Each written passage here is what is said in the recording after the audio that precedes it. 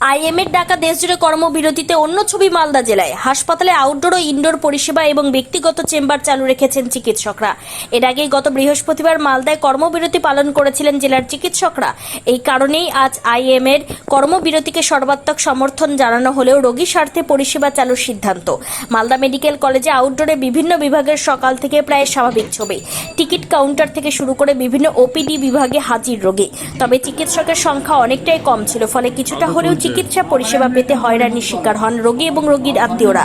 অন্যদিকে মালদা মেডিকেল কলেজে আজও অব্যাহত কর্মবিরতি।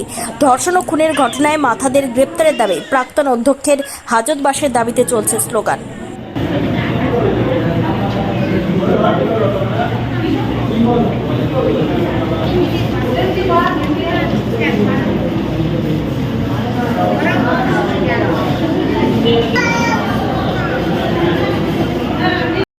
পীরগঞ্জ থেকে।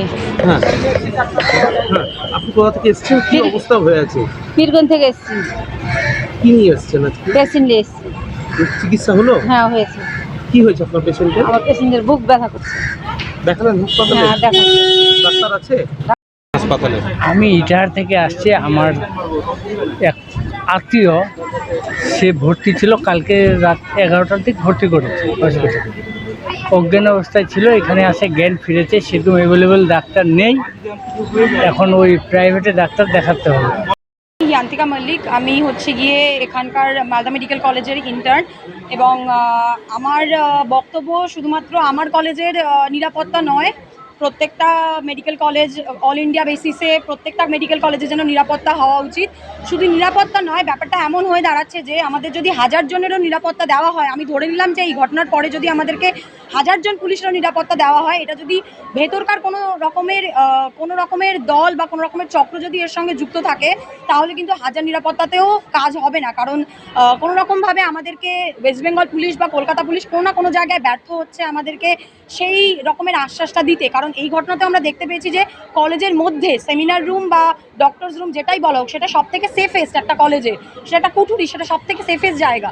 সেখানে যদি একটা মেয়ের নয়, সে একজন সেকেন্ড ইয়ার পিজিটি চেস্ট মেডিসিনের, এবং যারা এই মেডিকেল লাইনে মানে আমরা যারা ফ্র্যাটার্নিতে রয়েছি তারা জানি যে চেস্ট মেডিসিন ক্র্যাক করা পোস্ট গ্র্যাজুয়েশনে কতটা কঠিন একটা জিনিস। যেখানে দিদি সেই পর্যায়ে পৌঁছে আরজি করের মতো এত বড় একটা নাম করা কলেজে মানে নিজের ডক্টরস রুমে এরমভাবে ধর্ষিতা হয়ে মানে তাকে খুন করা হয়েছে। তো সেখানে শুধুমাত্র নিরাপত্তার উপর প্রশ্ন হওয়া উচিত না, প্রশাসনের উপরও প্রশ্ন হওয়া উচিত। আমাদের ওপিডি, আইপিডি এবং ইমার্জেন্সি সব চলছে। আমাদের দেখে এলাম আজকে শনিবার হওয়ার জন্য একটু রোগীর সংখ্যাটা একটু কম, মানে স্বাভাবিক চলছে। না, বলছি যে ডাক্তারের তো অভাব হচ্ছে, জুনিয়র ডাক্তাররা যেভাবে পাশে থাকে অন্য সময়, এখন তো সেটা নেই, এখন তো সেইভাবে নেই।